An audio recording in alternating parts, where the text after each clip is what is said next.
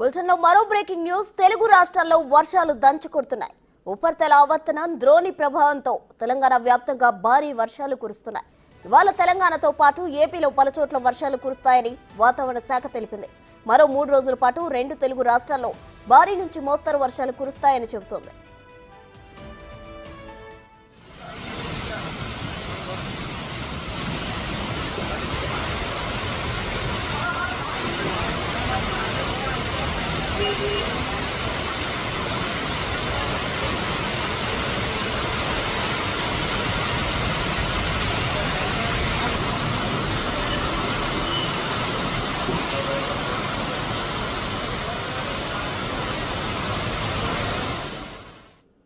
ఇక తెలుగు రాష్ట్రాల్లో వర్షాలు దంచుకొడుతున్నాయి. అటు ద్రోణి ప్రభావంతో తెలంగాణ వ్యాప్తంగా, ఇటు ఏపీలో కూడా వర్షాలు కురిసే అవకాశం ఉన్నట్లు వాతావరణ శాఖ అయితే హెచ్చరికలు జారీ చేస్తుంది. ఇక దీనికి సంబంధించి మరిన్ని వివరాలు అందించడానికి మా ప్రతినిధులు నాయుడు విశాఖపట్నం నుంచి, అలాగే అంజుమా హైదరాబాద్ నుంచి సిద్ధంగా ఉన్నారు. అయితే మొదటగా నాయుడు, మీరు చెప్పండి, అయితే ఏపీలో ఏ విధంగా ఉంది వాతావరణ శాఖ, ఎటువంటి హెచ్చరికలు జారీ చేసింది?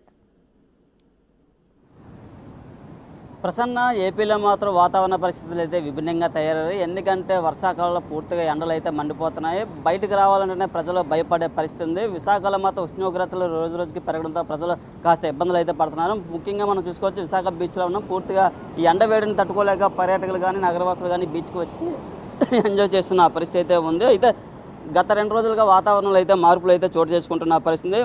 మండిపోతున్న ఎండల్లో ఒక్కసారిగా మళ్ళీ క్షణాల్లోనే ఆకాశం మారుతుండటంతో పూర్తిగా నిన్న రాత్రి కూడా మోస్తరు వర్షం కురిసింది. ప్రస్తుతం వాయువ్య బంగాళాఖాతం, పశ్చిమ బెంగాల్, బంగ్లాదేశ్ ఆనుకొని ఉన్న మిగతా ప్రాంతాల మీదుగా అల్పపీడనం అయితే ఉందని ఇప్పటికే వాతావరణ శాఖ అధికారులు కూడా చెప్తున్నారు. రానున్న 2 రోజుల్లో ఉత్తర వాయువ్య దిశగా కదిలే అవకాశం ఉందంటే వాతావరణ శాఖ అయితే అధికారులు అయితే చెప్తున్నారు. అయితే పశ్చిమ బెంగాల్, బంగ్లాదేశ్పై తీవ్ర అల్పపీడన ప్రభావం ఉన్నది.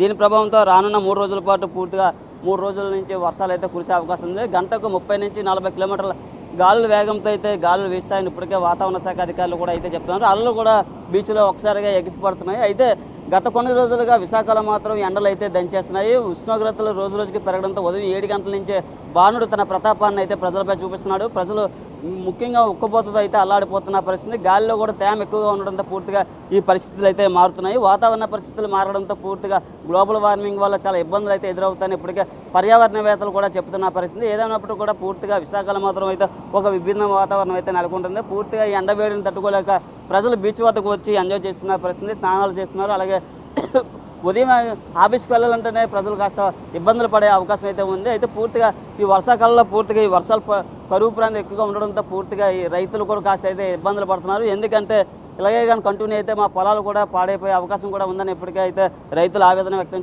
చెందడం జరుగుతుంది. ఏదైనప్పుడు కూడా విశాఖలో మాత్రం విభిన్న వాతావరణం అయితే పరిస్థితి నెలకొంటుంది. అయితే ఉత్తరాంధ్ర వ్యాప్తంగా పూర్తిగా ఇదే పరిస్థితి నెలకొంది. వర్షాలు కూడా మరికొద్ది రోజుల్లో అయితే రానున్న రోజుల్లో వర్షాలు కూడా కురుస్తాయని వాతావరణ శాఖ అధికారులు అయితే చెప్తున్నారు.